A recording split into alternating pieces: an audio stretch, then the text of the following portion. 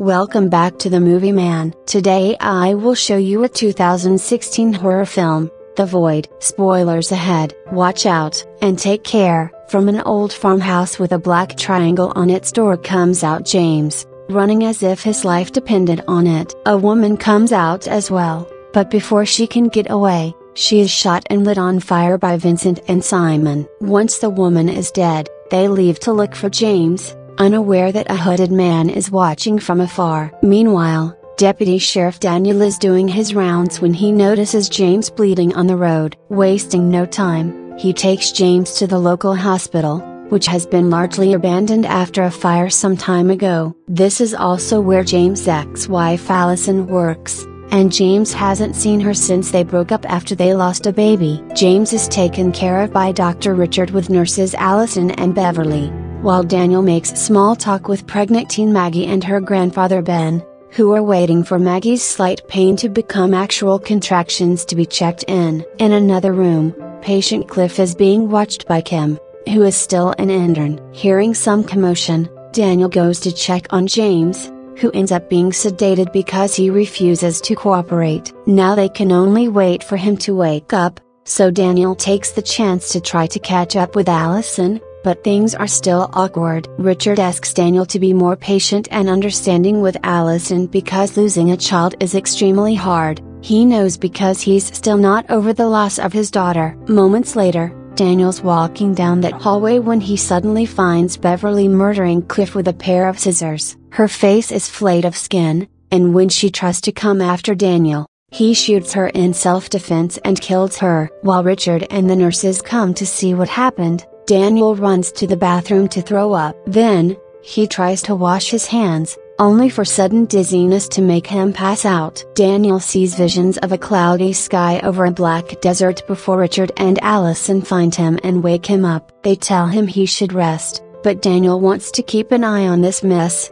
especially when he hears another cop has come by because he had been assigned to James' case. State Trooper Mitchell has been sent over because he found the farmhouse full of bodies, and James could be behind it, especially since he has a history of dealing with illegal substances, and Allison confirms that the blood they found on him isn't his. Mitchell has handcuffed James to the bed for now, and he asks Daniel for his gun to keep as evidence. Afterward, Daniel goes to the reception to call the death in, but the phone isn't working, so he goes outside to his car. Unfortunately, the car radio isn't working either, and while Daniel tries to think of what to do, he notices a hooded man standing nearby. Daniel tries to approach him to know what's going on, only to get attacked by the guy. He gets stabbed, but Daniel manages to push the person off before it goes too deep. At that moment, more people show up, all wearing the same white uniform with a black triangle on their hoods. Thus Daniel runs back into the hospital where he passes out while the others look at his wound. This time,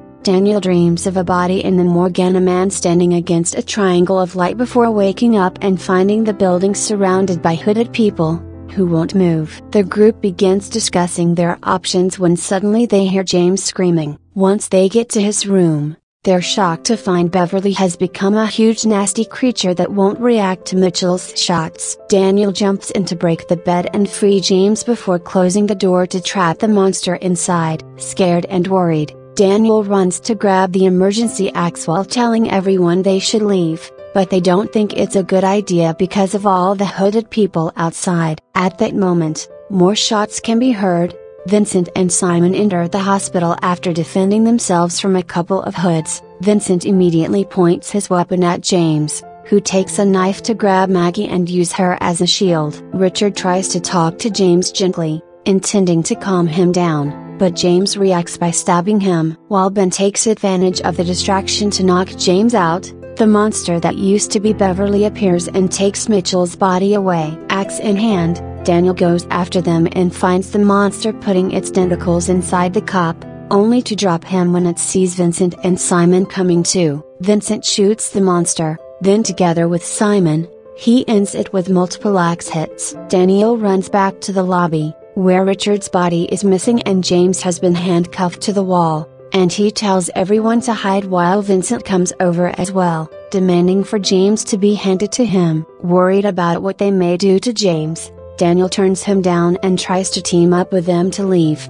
but Vincent punches him before explaining that the last time they trusted someone, they hurt Simon so badly that now the boy can't speak. Vincent pushes Allison away too, and this time Simon cuts in, thinking Vincent is taking it too far, especially when he mentions the option of burning the place down. Daniel and Allison manage to convince Vincent they don't know what the heck is going on and they're just innocent bystanders. Thus the next order of business is lighting Mitchell's body on fire and tossing him outside to stop him from becoming a monster too. Afterward, another argument begins about what to do next, especially when Maggie begins having abdominal pain, which is a bad sign and could require a C-section in a hospital without the right equipment. Allison needs to go to the med supply room to collect what she needs to help Maggie give birth, but Daniel doesn't want her to go alone, so first, he needs to get armed again. He manages to convince Vincent and Simon to cover him while he goes to his car to retrieve his weapon and ammunition by promising to share everything with them.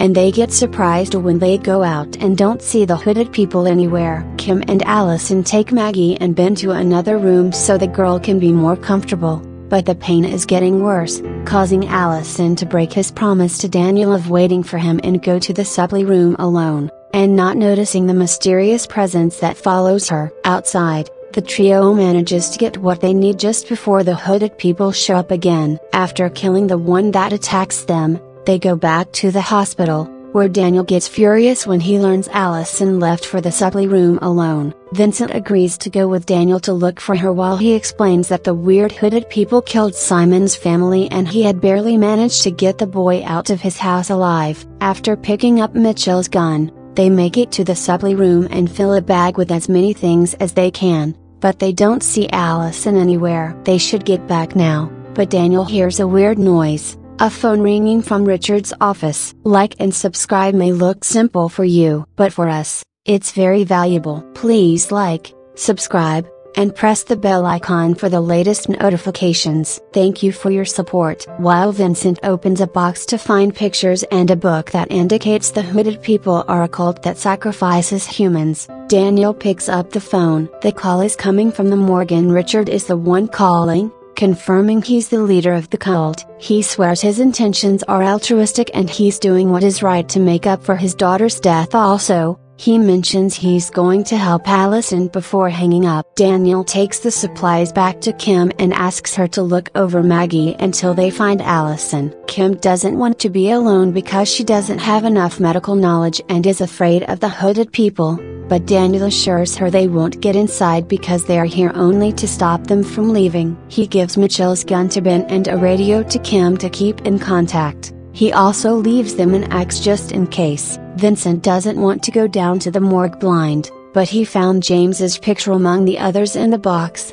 so he may be able to help. Daniel, Vincent, and Simon go to talk to James, and when he refuses to share what he knows, they break his finger with a hammer to make him talk. James explains he met a girl that promised him some fun substances, but when he followed her, they didn't go to some club or alley. They ended up in the farmhouse in the middle of nowhere. Richard made James and the girl take a mysterious substance, then he made them get busy in front of the whole cult while calling the hooded people his church. Then, as it happened to Beverly, James and the girl had to watch the cult members sacrifice people and change their bodies into hideous monsters. Now they have a better idea of what's going on. The trio frees James and takes him with them to the basement, which is in terrible condition because of the fire. Kim gives them directions through the radio, but the men find an extra set of stairs that nobody in the hospital knows about. While the men begin going down those stairs,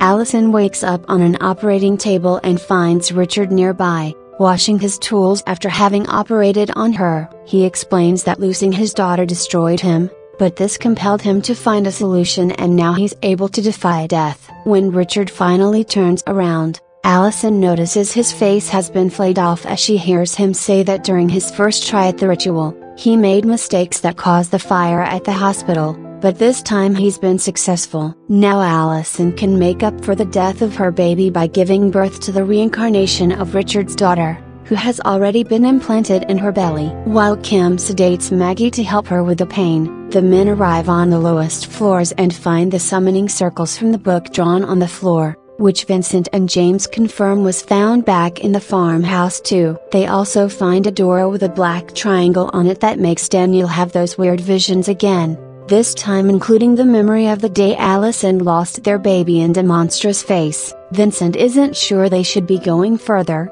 but Daniel and Simon are already going in, so Vincent follows them while dragging James. The men find a room full of butchered bodies while Kim notices Maggie is bleeding, so she'll have to perform a C-section. She has no experience with this and having to act by just following a book's instructions makes her hesitate, causing Ben to get mad at her for not being of help. While they argue, Maggie suddenly stands up and kills Ben before expressing how happy she is to carry Richard's baby. The hooded people begin showing inside the hospital to take Maggie to the next ritual, and Kim runs away to find a place to hide. In the basement, Vincent gets violent because of the ritual magic getting into his head, but Daniel manages to calm him down. Suddenly the bodies begin moving and kill James. Daniel and Simon do their best to defend themselves while a hypnotized Vincent follows the figure of a woman he sees at the back of the room. During the struggle against the bodies, Simon and Vincent get separated,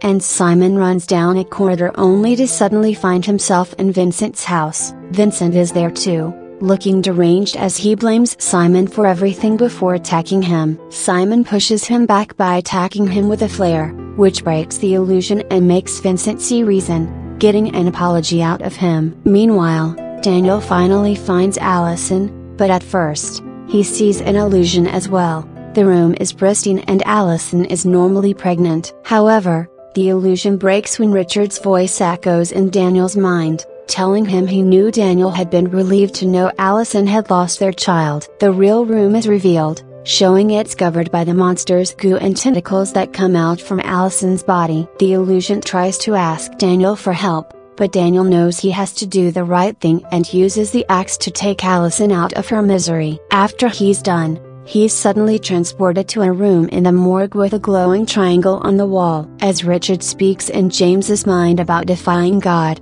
the cultists appear behind him together with Maggie, who stabs James before joining a skinless Richard. By chanting in an ancient language, Richard opens the triangle into the wall and triggers more visions of the cloudy place for James. Then, Richard blesses Maggie, who yells and walks back while also seeing these creepy visions, only to die giving birth to another monster that Richard calls his reincarnated daughter. Vincent and Simon show up to fight the monster, who takes them out of the room before capturing Vincent to munch on him. Coming to terms that he won't survive this, Vincent covers the creature with alcohol so Simon can throw a flare at it, effectively lighting them both on fire before escaping through a ventilation shaft, unaware that the monster is still alive and following him. Back in the morgue, Daniel attacks Richard with the axe to stop the incantation, but it can't hurt him because he isn't human anymore. Richard grabs Daniel and promises to reunite him with Allison if he just lets go. As an answer, Daniel pushes Richard into the triangle door, which closes behind them and causes the whole area to start shaking. At the same time, the monster catches up to Simon and almost gets him, but with the door closing, Simon is expelled from the lower area back into the lobby, safe and away from the creature that got left behind. As the sun rises outside, Simon looks around, ignoring all the bodies until he gets to reunite with Kim. In the place behind the triangle door, which looks exactly like the visions, Daniel finds Allison and holds her hand as they look up at a giant black pyramid floating above the void.